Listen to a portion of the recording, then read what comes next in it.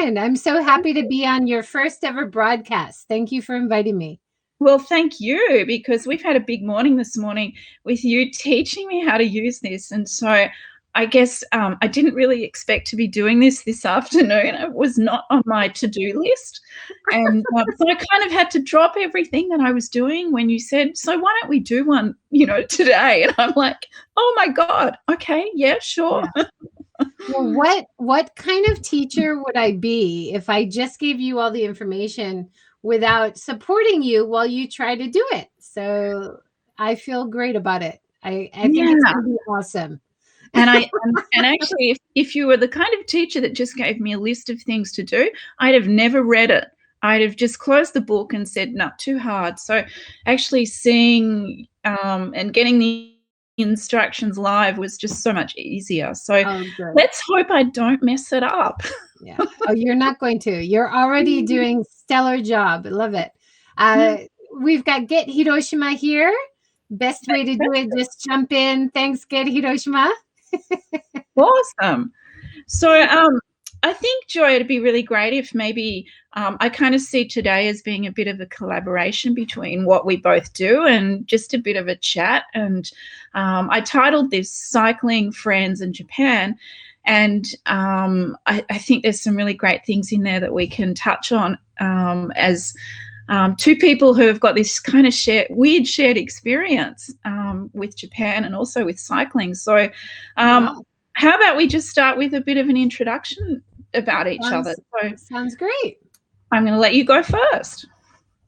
Okay. I'm JJWalsh. I'm based in Hiroshima, Japan. I've lived in Japan for many, many years and call it my home. Raised 2 kids here, and it's been raining all day. That's my reality today. Yeah. Lots of laundry. Might have to go to coin laundry later. So this has obviously been your rainy day project. Well, it was great talking to you and get you up on all your live stuff on a rainy day. Yeah. Got a bit cold. I had my cycling jersey on in honor of you earlier, but I had to change. We did a fantastic talk in my talk show series.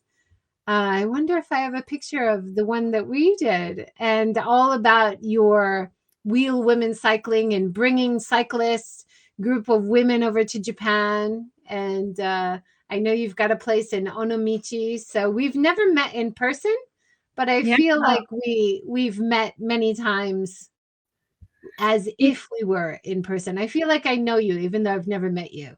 It's weird, isn't it, how, this whole virtual world has just made everything come so much closer. And all of a sudden you have this group of friends who, you might never have met them, but you can feel so incredibly close to them and bonded because of these weird experiences online that you go through, or even just conversations, even through Messenger on Facebook and things like that. Incredible friendships can be developed. And last year, obviously, and still this year, has been an amazing, change for a lot of people, the way that works in their lives. Certainly has for me. So I met you guys last year. So that's pretty weird. and you'd been in Hiroshima, but we hadn't met before last year, before talking online. And you've got a great backstory. Let's hear about your story, how you got started with what you're doing.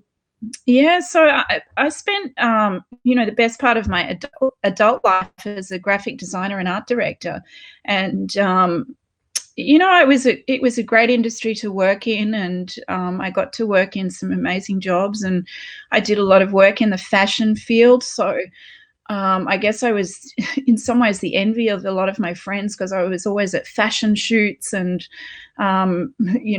meeting nice models and everything. But, it's like any job, you get tired of it, you get burnout. And, I think it was probably timely when my son was born that, I had that ideal of, it'll be fine. I'll just work from home, and, he can just be in the background and I'll be able to work and not a problem. But of course, as most mothers realize, that's just about impossible. And gradually my work just, started to decline because I just couldn't manage it. And so I guess I had quite a few years out of it. And when I thought I might go back when my son was old enough, I started to do a Master's of Communication because I actually thought perhaps I would reignite my design career by doing a Master's. But I felt like doing that might help me get a little bit more in touch with what was happening at the current time. And I remember one of the first subjects that I did in that was entrepreneurship, and we had to choose a topic that we were going to talk about. It happened to coincide with just at the time when I was getting into cycling, and just about all of my projects I was doing, I was realizing that what is this with cycling? There is nothing there for women, and this is crazy. All these ads have got these either 16-year-old, blonde flicky ponytail girls that look like they've never been on a bicycle before, or they've got blokes or guys. And to me, it just didn't resonate at all. So I wrote a lot about that in my the beginning of my Master's. And so, of course, when this idea of coming up with an idea for entrepreneurship, I said, how about we do something with women's cycling, because there is nothing there for women. And this whole idea of Wheel Women was born just because I wanted some people to ride with, because every time I'd go for a bike ride, I had nobody who wanted to be there and nobody to share it with. And I just wanted to tell the whole world about how great cycling is. And so that's kind of where Wheel Women stemmed from. And I remember doing this project, and the lecturer at the end of it, we totally blitzed it. And he said, "So you are going to do this, aren't you?" And I was like, well, no. That's a good teacher. Yeah. I'm a graphic designer. And he said, if you don't do this, you're crazy. So anyway, the rest is history. And 8.5, well, actually more, 8.5 years on, Wheel Women is still going and getting more and more women on bikes all the time. And in fact, last year was crazy for women wanting to ride. So we're just trying to play a bit of catch up with that now, because of course we couldn't run lessons, we couldn't run rides, but we're getting back into it now. So that kind of sums me up. That was a long-winded way of telling you, really. No, that was awesome. And then when we did the interview in the series, you were on a very strict lockdown. You were only allowed out like an hour a day or something, right? For exercise. Yeah. Oh, that was crazy. And of course, all of the photos are coming back in through my memories on photos and Facebook. And looking back thinking, oh, how did we do that? But yeah, we had months of we had 1 hour of exercise a day. We couldn't go beyond 5 kilometers from our house, and we could only go to the shops, like one person from the family could go to the shop. It was really tough. And of course, for somebody who's used to cycling, maybe 200 kilometers a week, that was killing me because it was so hard to go anywhere. And but Australia's really come through this incredibly well, and we're in a position now where we're pretty much virus free and life is going back pretty much to normal. So we've got a lot of American talk show hosts are talking about being so jealous of the Australian New Zealand bubble. You guys are going to start easier travel between. Has that started already? Yeah, that's already started. So you can actually travel to New Zealand now without quarantining. They can come here and no need to quarantine, because we're both, the only cases we've got are basically within hotel quarantine. Occasionally there might be a little bit of an escape. There was last week in Western Australia, but the government is so quick on jumping on it and locking down immediately. And a lot of people have talked about our chief health officer or chief medical officer, who right at the beginning of all of this said, when this happens, you have to go hard and you have to go fast. And so that's pretty much what the government did, and it worked. We're living life pretty normally now. So that's awesome. We have Mercy Miner joining from Kumamoto. Thanks for joining, Mercy. Nice to see you. Awesome. When you did your cycling in Japan, have you ever been around Kyushu at all? Did you go around Kumamoto?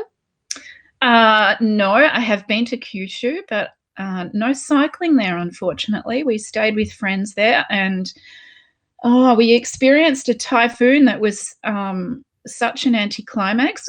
We were slightly disappointed because in Australia we don't really get them, and we really wanted to see what it was like, but no, it didn't really happen for us. It was just a really windy time, and we went to Mount Aso, and we just kind of hung around. It was great. So I'm really keen to go back there and do some cycling because there are some fantastic little islands, and also I remember when we were at Mount Aso, and we were looking down on this amazing valley, and my husband and I were both saying, that looks like awesome cycling through there. So I think we'll be back. And Paul is saying, why not share my Kumamoto cycling story? I'm not sure if that's the one where I kept falling sideways off the bicycle because I wasn't used to clip-ins. That might have been the trip that every time I stopped, I forgot I was in clip-ins and I would just teeter over and fall. That was quite humorous. Luckily, I never got hurt. A moped. Yeah, I got hit by a moped. Oh, wow. And he was very keen to get away. I had a couple broken spokes, I think, nothing major. But he was like, just take this. And it was Ichimayen. And luckily, I could get it fixed for a few thousand yen. So it wasn't so bad. But yeah, it was a eye-opener to keeping your eyes open when you're going even on the right of way through an intersection. Always a good idea. Absolutely. And you know, I think that's an issue that lots of women talk about is safety when they're cycling. And probably one of the most common things I hear from women who are interested, or they hear what I do, they think, well, I'd love to ride my bike, but it's just not safe enough. And okay, maybe there are certain situations that are not safe, but that's what Women is all about. And that's what we do, is we give women skills to actually help them deal with that and build confidence. Because if you can build confidence as a cyclist, all of a sudden you become so much safer because you're predictable. You know how to deal with different scenarios. So it's a shame that, you know, some women feel that way, and it's my mission in life to kind of break down those barriers a little bit and tell them that, no, you can do this. Oh, there's a crazy picture. I'm showing some of your photos. I love these so much. Yeah. So that photo was actually taken in Okinawa. And, okay. Awesome. Yeah. And we have Moose 1032 has joined us. Thanks for joining. Paul says he fell off the side of Mount Aso with his clip-ins. Oh, that's a bad one. I forgot about that. Well, as long as he didn't fall into Mount Aso. Yeah, that would be bad. Yeah. Did you have a video you want to introduce what you're doing and show the video? So this video is one from one of our Japan tours. I thought we'd have a look at it, and let's see if we can just get this up on the screen. Oh. I'll get rid of that. Thank you.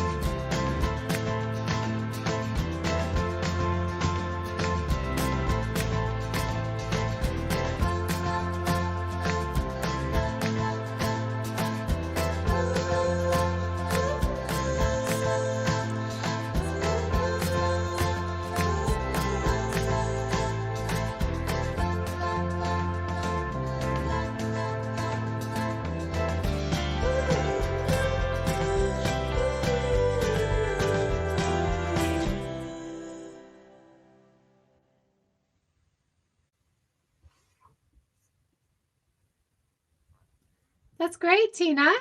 Yeah. So Very nice. yeah. So let me just, thank you. Was that all one trip that you did, or was that like multiple trips put together? Yeah, that was just one trip that we did in 2018, and we were very lucky on that trip because the Shimanami Kaido event ride was on. And because I'd kind of been working with the Hiroshima government for a little while, talking about cycling and talking about trying to bring more people over there for Shimanami Kaido, we actually got an invitation to attend the event, and that was pretty special because I was also asked to do a presentation at the Shimanami Cycling Summit. And I felt really like, yeah, that's no problem. But it wasn't until I actually got there and I realized, oh my God, what have I got myself in for? Because I was expecting there to be, 50 or 100 people, but I walk into this room and there's like 1,000 people sitting there, and all these tables set up like the United Nations, and I was right at the front, and name tags and interpreters headgear, and I suddenly panicked and thought, oh, I can't do this. But I did, and I started off with speaking some Japanese, and that was kind of like the bit that kind of broke through. Everyone was suddenly like, whoa, this is great. So it was an incredible experience to do that, but it was also an incredible experience for the women who were riding, because there were TV crews following them, interviewing them, wanting to take photos for the local paper. So the whole thing was just so exciting. And to this day, I think it was like, 3 or 4 of the best days of my life. It was just so exciting, and we felt so honored to be there, and so welcomed as well, which I think was probably the biggest thing for me, to just feel that warmth from so many people in Hiroshima and Onamichi and Imabari. It was an incredible experience. That's awesome. We have Louise joining us from New Zealand. So you and Louise could actually visit each other now. You guys are in that tourism bubble. Yeah, awesome. Yeah.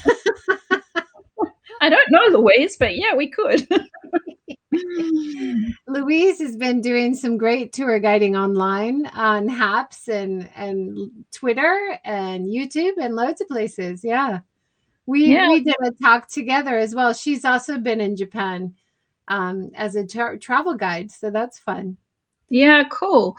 And that's one of the things that I love doing about the Wheel Women tours is I get the opportunity to show people what I love, and to take them to places that have just been so magical for me.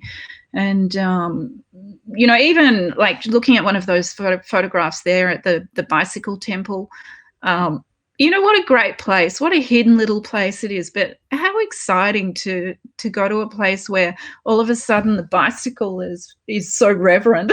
That just wouldn't happen here. We love it. So many incredible opportunities and experiences that the women have. Yeah. And we talked about it in the Shimanami cycle that you and Paul, my husband, were talking about all the great places along the route and where to start and what to pack. That was a great conversation. We did that twice, right? One from the Onamichi side and then one from the Ehime side on the other side of the bridges. Yeah, that's right.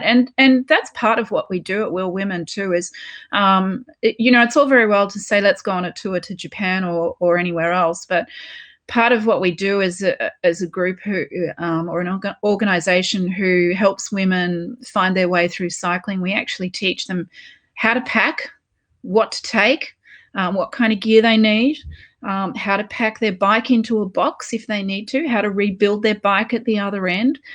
And some of those things are really challenging for some women, and they just think, I couldn't do it because I just couldn't build my bike at the other end. And for some of them, the fear factor gets so big before the tour about, this whole idea of having to rebuild their bike, but we just break it down step by step. We do some classes beforehand, and we show them even how to use a Rinko bag, which a Rinko bag is really, I think, unique to Japan, maybe.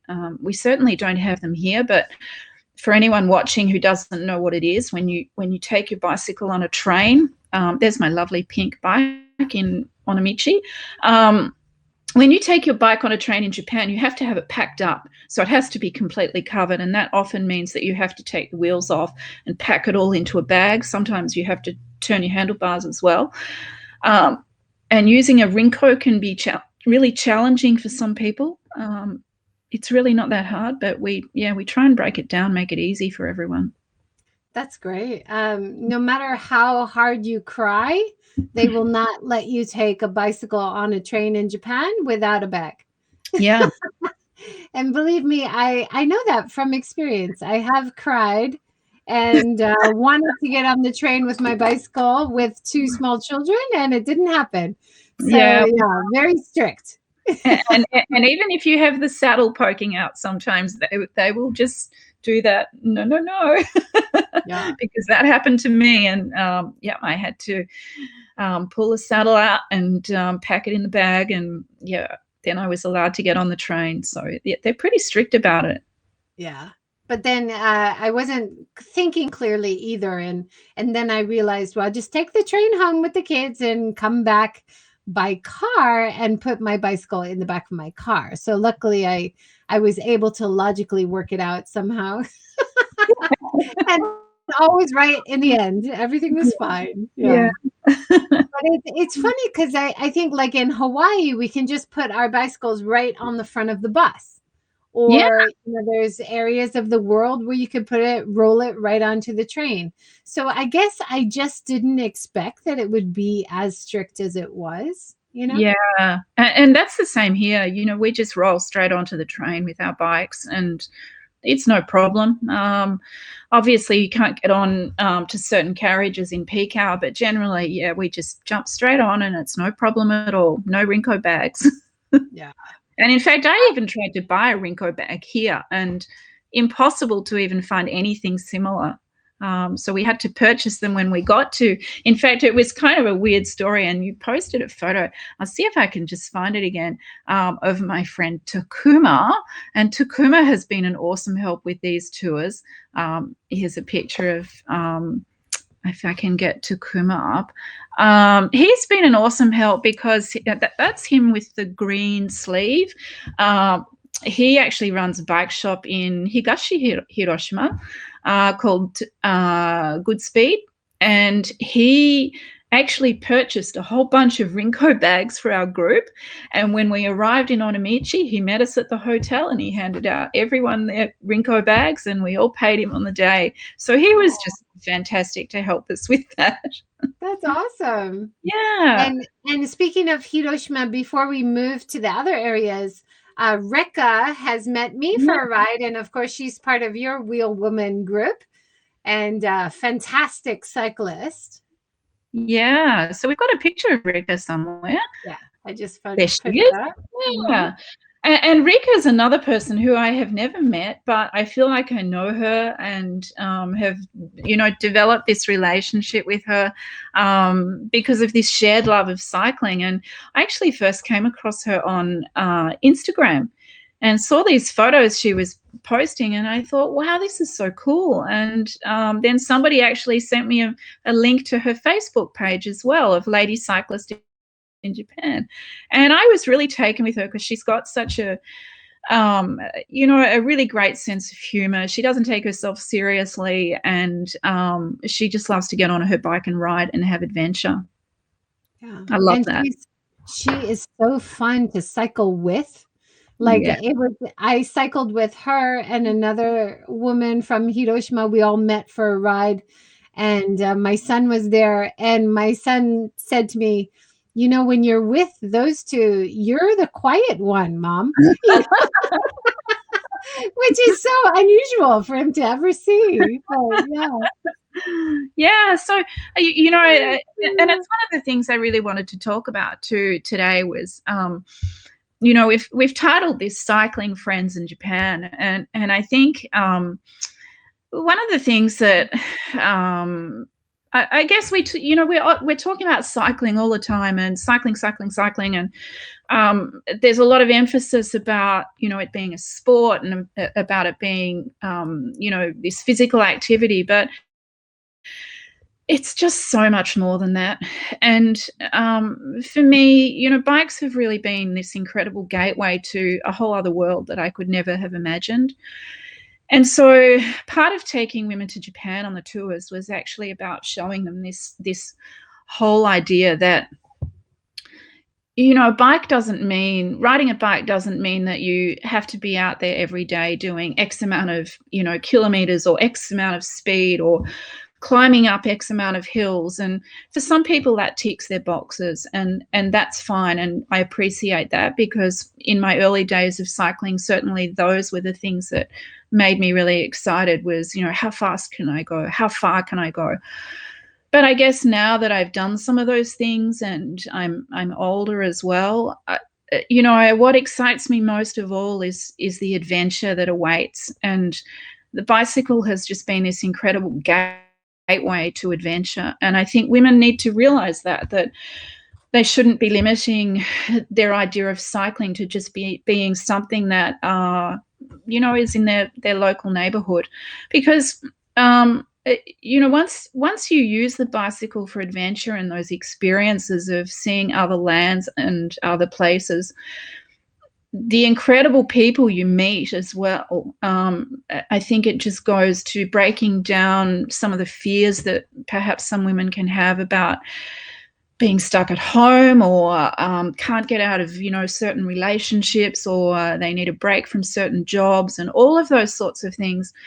But it builds their confidence at the same time. And every little step that they take when they're on the bike and experiencing this sense of adventure, I think, is one little ounce of confidence. And you know, that's why I just keep saying the bike is this gateway to incredible adventure. It has been for me. And most of these photos that I've got for today is about the incredible people I've met, including you, of course, even though we've never met, really.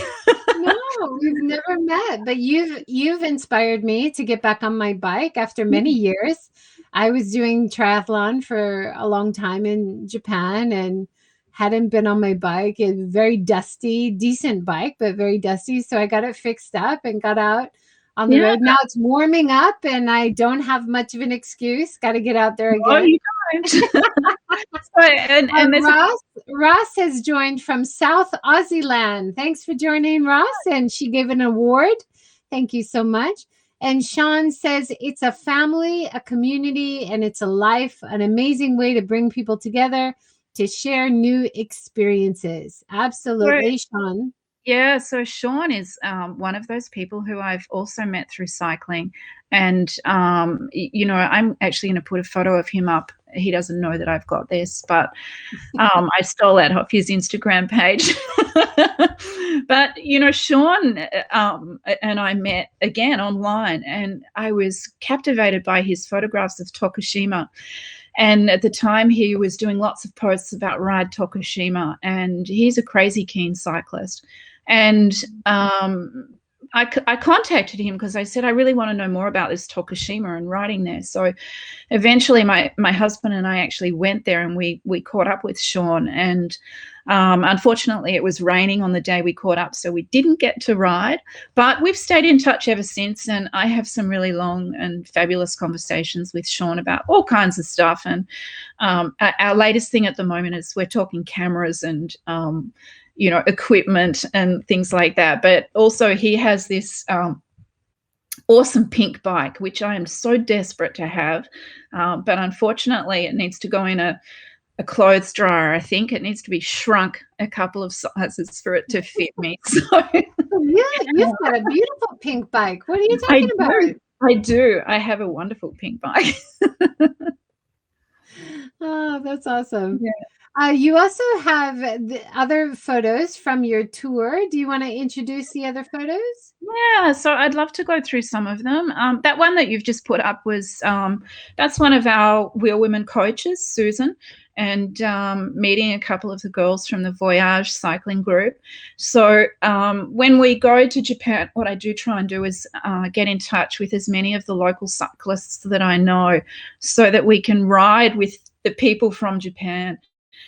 So we're not limiting ourselves to just having this outsider's view of Japan. I try and get in touch with as many people who are willing to come along and ride with us. And that photo there with Aki in the black, Aki Nomura has been wonderful in introducing me to lots and lots of cyclists. And in fact, on that particular day, he was our tour guide for a big ride we did. We had probably... I think there must have been 40 women cyclists, and we were all riding around Shimanami. We had so much fun that day, and we had lunch afterwards. And I've stayed in touch with Aki, and last time I was there in October of 2019, we had a ride together. Aki's a wonderful, wonderful musician. And again, one of those people that I meet and think, I would never have met him if I didn't get on my bike. This is amazing. Yeah, that's awesome. Yeah. You were also talking, I think on your website, you talk about getting over some health issues as one of the reasons you started cycling. Is that right? Yeah. So that was pretty weird. I'd always sort of been concerned about this idea of having mature onset diabetes because I had gestational diabetes when I was pregnant. And I figured that I probably should start cycling, but more so, my father died when he was 52 from a massive heart attack. And I was only 12 years old when that happened. So it was a pretty devastating experience to have that happen at such a young age, but also to grow up with basically in a single parent family. And as I got older, I started to think more about, gosh, I'm approaching my 50s. I really want to make 52. I want to outlive my father, and I don't want that to happen to my family. I don't want that knock on the door for my family. And so the cycling was something that I guess I was doing it because I enjoyed it, but I didn't realize the incredible benefits that I was getting from it. And pretty soon after I started, the weight started to drop off. I started to feel healthier and fitter, and clearly it had some huge benefits for me from that point of view. But and certainly the thought of mature onset diabetes is long gone because I get tested regularly, and I'm just completely out of the zone for that now, which is fantastic. That's wonderful. Yeah, yeah, it's pretty cool, and I feel good about that. But unfortunately, genetics caught up with me, and I found out, I think it's two years ago now, I found out that actually I had the same heart condition that what my father had. Obviously, we don't know because it was such a long time ago and they didn't know about some of these things. But I have this same condition, and it turned out I had a 50% blockage in my heart. So, and it was only picked up because, I did all these stress tests running on treadmills and everything, and they said, you're fine, not a problem. Because, I just keep powering on the treadmill, and they thought I was so super fit. But it wasn't until they actually did this test where they put the dye in you and they watch you under a big scanner, and then they saw in my heart that there was this blockage. And and they said, wow, this is pretty serious because it could get worse. So from that day on, I was put on medication, and the cardiologists all said to me, you can't stop moving. You just have to keep moving all the time. And, don't be one of those people that sits back and thinks, it's too cold or it's too whatever. Keep riding that bike. So I have been. And last time I had a checkup with the cardiologist, she said my heart's like a 20-year-old. So even though, the thoughts of these blockages and everything is still there, and the threat of that stuff, she said, I'm just so super fit and strong, and just keep doing what you're doing. So that's what I do. Well, that's great news. And it's better to be informed of your risk factors and be able to adjust your life accordingly and go forward in a positive way. That's awesome. Yeah, and I think also since I found out, I probably cycle more. And I cycle more because I was really lucky that I was actually I've been using a specialized road bike for the last 2 years as well. And a lot of people say, oh, e-bike, cheats bike. And, if I use one, I'll lose my fitness. But to the contrary, there's a lot of reports coming out now that people who are using e-bikes are actually fitter and getting more benefit. And one of the reasons is that they cycle more often, but they also cycle further. And I'm living proof of that, because in the last couple of years, I've increased my cycling, certainly, even though I was still cycling a lot anyway, but I've increased it. But I'm so much fitter because basically what's happening is, though it's an e-bike, after 25 k's an hour, I'm pushing a 15-kilo bike. But when I'm riding with my husband and he wants to go at, 30 or 32 k's an hour, that's me power pushing the bike, a 15-kilo bike to keep up with him. So I'm so much fitter for it. And so the last 2 years, I think my fitness has really improved. And certainly that was reflected in the last tests with the cardiologist as well. And she was really amazed. So, yeah. Wow. Cool. Oh, Yeah. that's great. It might get you out the door easier if you've got the electric assistance when you need it. Like if you've got a few hills around your place or something. Yeah, exactly. And for me, I felt like it gave me a bit of a, I guess, a safety net in a way, that if I did feel as though, this is not so great and maybe I'm not feeling great about this hill, or, my heart rate seemed to be too high, it felt safe for me to have it, even though I rarely use, the full power. But I think the biggest thing for me is it's just so much damn fun. I can't keep off that bike. I just, every day, even before I was talking to you, I need for speed, right? Yeah. And before I was online with you, I actually thought, oh, great, I've got some time. And I zipped out and did a quick 30K ride. And that's awesome. It's just too much fun. I can't stay off it.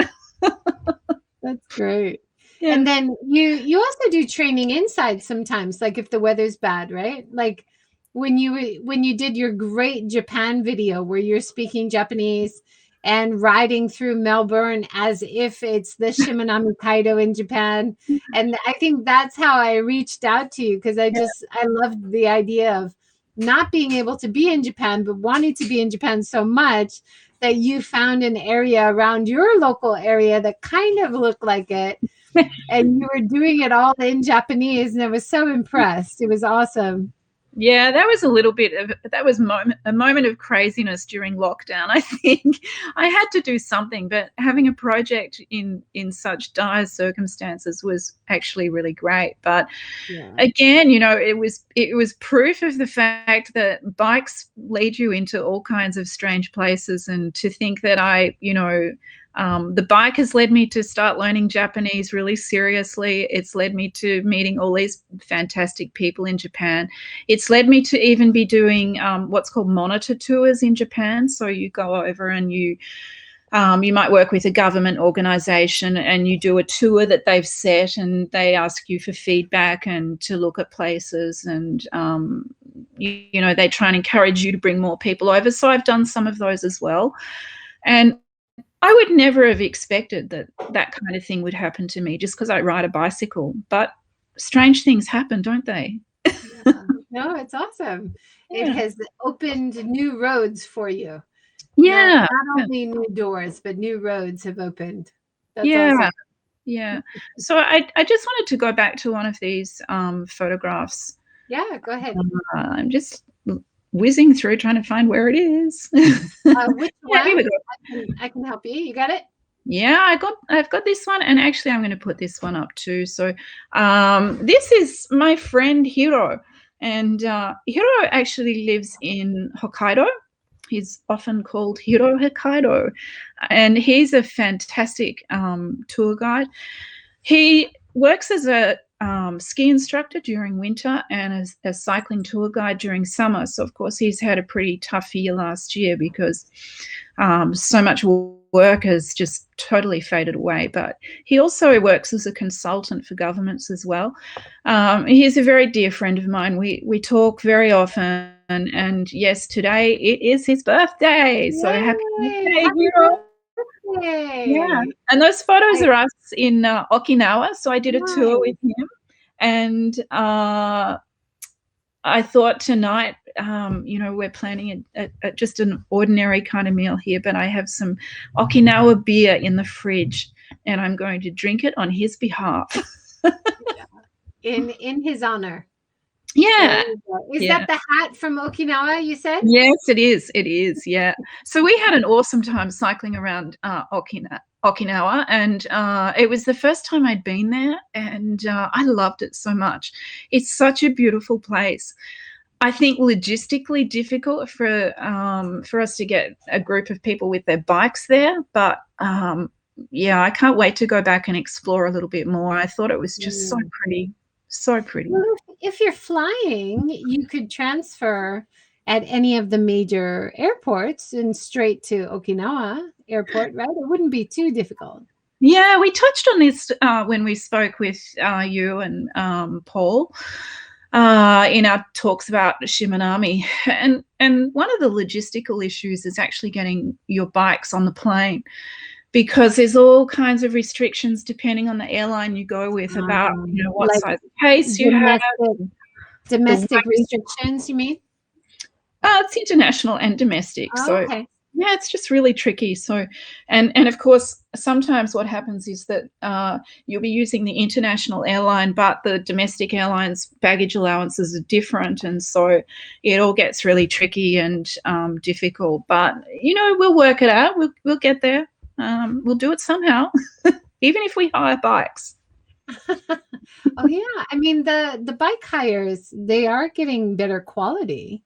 So that is becoming a little bit more possible. I interviewed a karate instructor and a guy who's doing karate with the masters in Okinawa and starting a special online class seminar program. That was really fun. James. And it made me really want to go to Okinawa. It looks so beautiful. Yeah, it was pretty special.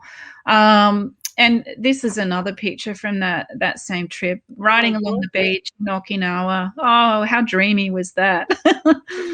But what was really amazing, and I guess it kind of made me really think about, wow, this is a really tropical environment. 5 minutes after that, it was pouring with rain. Well, that's why everything's green. Yeah. It's like Hawaii. It often rains in Hawaii. That's why everything's so green. Yeah. And we often have rainbows because you have rain and sunshine like back to back. Yeah. This is another photo. We just touched on that idea of good bikes to hire. And this is Arashi at Waka, which Waka Cycle Taxi is this new business that's been set up on the Shimanami Kaido, and it's a really great business idea. And I saw Waka when Arashi was actually building it and getting it all together. I haven't seen it since it's been opened. And we actually did a tour to, it was in October of 2019, and I actually went with a couple of girlfriends for a week cycling in Onamichi.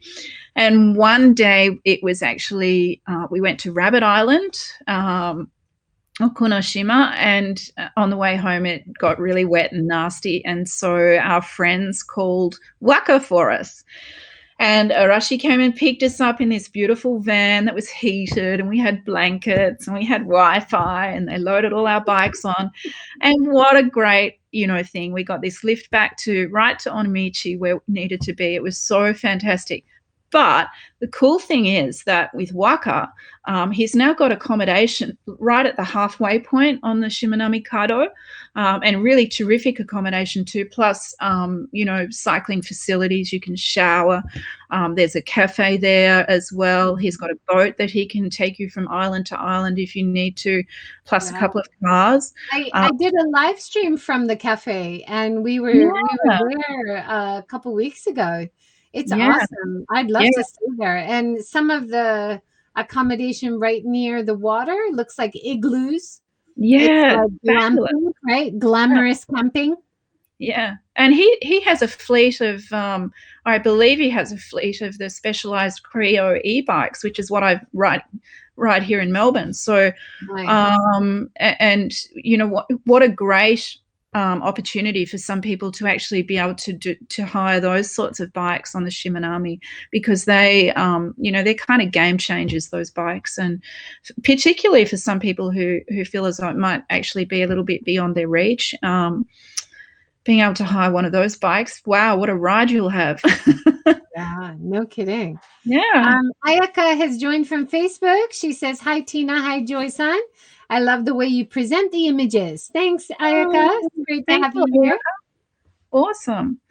Now I have to come back to some photos here. I'm just going to take these off, because there's a very special friend that I have in Onamichi. I just need to scroll through and find our picture, who's been just amazing and such a wonderful, wonderful person. There's Atsuko and her husband Tsuyoshi. And Atsuko is a very special friend. And gosh, there's another photo here, if I can just scroll through and see if I can find it for you, because I actually met Atsuko on the bike path of all places. And again, it's one of those things where you kind of feel like, how would I ever imagine just being on a bike path in the middle of some small town in Japan, which is on the Shimanami Kaido, on an island in the middle of nowhere, and I start chatting to this lady about, hey, I like your bike. It's a nice bike. And it happened to be a similar bike to mine that I have in Melbourne. I was riding a hire bike at the time.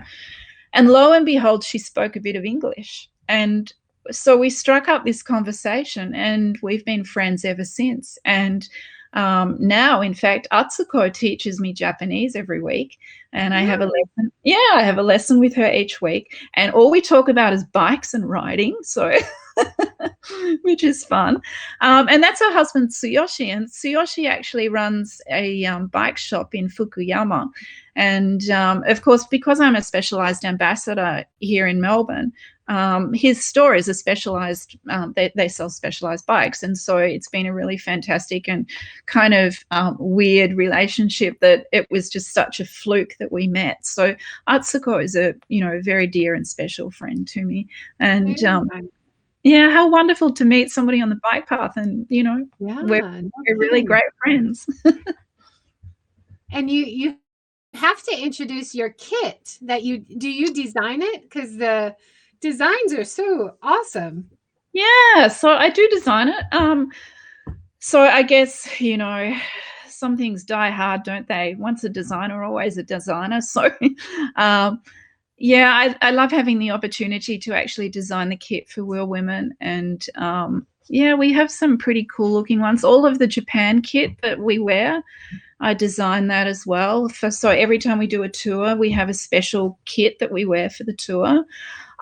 So this one that you can see here is that was for the 2018 tour. But here's another one. The one that from the bicycle temple, we had a different kit. So the blue with the we had lots of sakura on it, and it was a very spring themed kit, whereas the purple one above was actually very autumn themed. So we had a black version and a kind of deep cherry color with lots of momiji on it. But we also had our very first tour, this kit. And it's a little bit tricky to see that up close. I'm just going to take these ones off so that you can see it a little bit closer.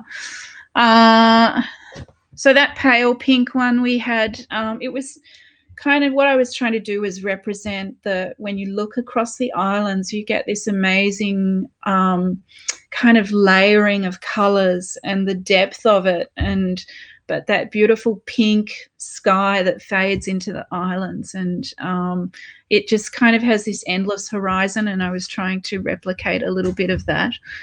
So the kids are always inspired by something to do with Japan or the Shimanami. I love it. And I had the purple one, and I had done a ride, and I was resting by the riverside, and a Japanese couple went by and said, "Tina?" Oh my gosh, it's such a small world. And I said, I'm not Tina, but this is from Tina. You know, it was so wild. That's very funny. So your design is famous even in Japan, even in Hiroshima. That's awesome. Yeah, that's pretty funny. So, yeah, look, it's a really fun thing to be able to do. And actually, there are quite a few women at Wheel Women who say, I really want to do the Japan tour. Not because I want to go to Japan. I just want the kit. You when I got it from you, it was like not the normal bike shorts. It was a bib, and it was the first time I'd worn a bib instead of just the shorts. So it comes all the way up. I don't know if everybody understands what I'm talking about, but it was so much more comfortable. I appreciate that. I love it. It gets me out cycling faster than if I just have the shorts and the top, especially if you're gaining a bit of weight and you feel a bit uncomfortable, like it's going to ride up. And with the bib, you just feel so much more comfortable that you're not showing everybody a bit too much when they're following in the car behind, right? Yeah, that is just so, I think that'll resonate with a lot of women who might be listening, because we talk about kit so often, and one of the things I think, especially if you are say a larger woman, I am, bibs are so much more comfortable, because when you've got shorts, they kind of cut into your waist, and then you get rolls where you don't want them, and they can ride up or they can ride down, and you're always kind of hitching them around. But the bibs, they just kind of give you this nice smooth line, and they stay where they're meant to stay. And once you wear them, I think you stick with them. I think bibs are way better for cycling. So much more comfortable. And of course, the Wheel Women ones have a clip up on the back of them, so that if you need to have a quick escape for the bathroom, you don't have to take your top off to get the straps down or anything. You just unhook at the back. So that's a new thing that we've added to the bibs recently. Oh, nice. Yeah, because I noticed that when I went snowboarding with my kids a few years ago, that having a bib snowboarding is also a very good idea. But this was the first time I had tried it for cycling, and it was really so much more comfortable. I just felt so much more relaxed when I was cycling. It was awesome. Yeah. I just don't bother with shorts anymore. Yeah. Bibs are way better, even in the long things. Yeah. It's beautiful. Awesome. Is there any other photos you wanted to go through? No. Where is this one? Is this Okinawa? Also a beach area, or is that Shimanami? Yeah, no, that's Shimanami. So that's the same 2017 tour, and we did a ride with lots of the local women, and that was just so lovely. And we had, we had a wonderful lunch afterwards. I don't even remember how far we rode, but I'm pretty sure it was on. I do remember. It was from Satoda back to Onamichi, and we had a blast with the local women. We really did. And then we had this big lunch afterwards in the little cafe that's on the wharf in Onamichi, and that photo in the top of the screen with the group of us in the cafe. The other lady in there is Natasha, one of our coaches at Wheel Women, and Natasha, like me, is just completely and totally in love with Japan and can't wait to go back there. And also big shout out to Natasha too, because she's been with Wheel Women from the very early days. And in fact, it's kind of a weird story. She is the coach who taught me to be a coach.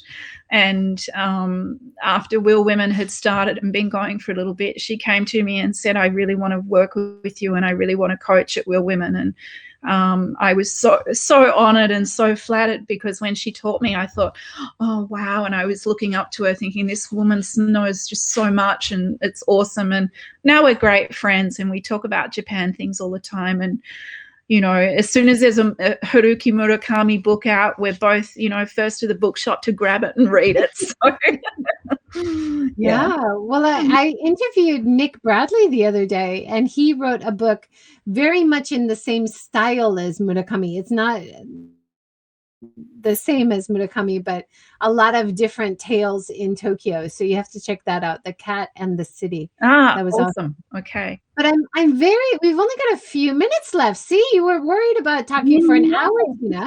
Well, I guess when it comes to women's cycling, I can talk for hours about women and bikes, but I can also talk for hours about cycling in Japan. But I'm really excited now that you're on HAPS. I'm excited to see you here and multi-streaming and doing some of the great videos that you do when you're out and about in Melbourne on your bike with Wheel Women. So, yeah, it's exciting that you're here. It's awesome. It is.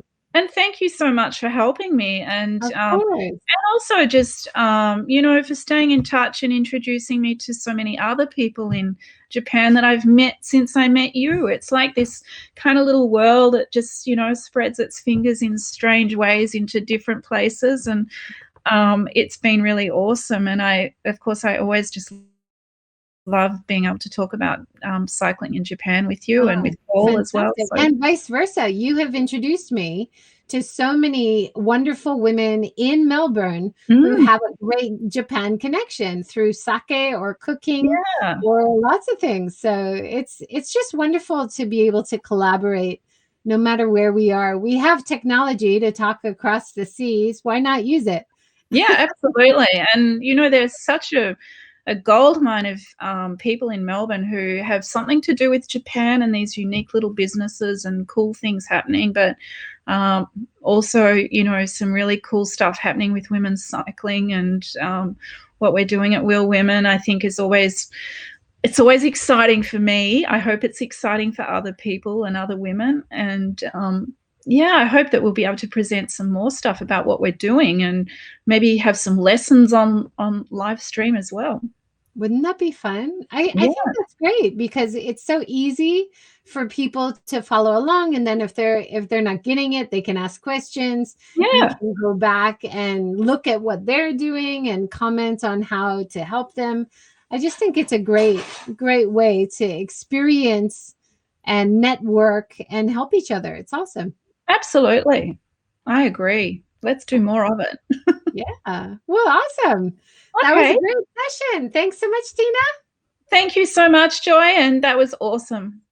Thank you, everybody, for joining. We had some good people commenting and asking questions. Thanks so much. Thanks, everyone, for joining in. I hope they join in again next time. Yeah. And if anybody is following my channel, tomorrow, 5 p.m., talking with Laura Blackhall about remodeling an old Japanese house and travel in Japan. She's a tour guide, so that'll be fun. Fantastic. I'll be tuning into that one. How about you? Anything up and coming for you, Tina? So on Saturday, we're starting out the first of our on-road confidence classes. So we have my dog is in the background crying because he wants his dinner. And my cat is crying behind me. So we have the first of the 2-week course of confidence on the road. That starts on Saturday. And I've also just done some filming for a little project, and hopefully that'll be I wasn't doing the filming. I was filmed riding my bike, and that's a project that I hope will be coming out probably end of May. It could be a little bit later, but I think it'll be a really exciting project, and it'll be a fantastic little clip. I already know that, so can't wait for that one. I saw a little preview of that on your Instagram page. Yeah. I believe. Is that right? Very exciting. Yes, it is very exciting, but it's a little bit secret too. Yeah, if anybody wants to see a preview of the photographer and Tina It's on Tina's Wheel Woman Instagram page under tagged. Yeah. Awesome, Tina. Okay. Thanks so much. That was lots of fun. Yeah, thank you, Joy. All right. Bye-bye, everybody. Thanks, everyone. Have a great day.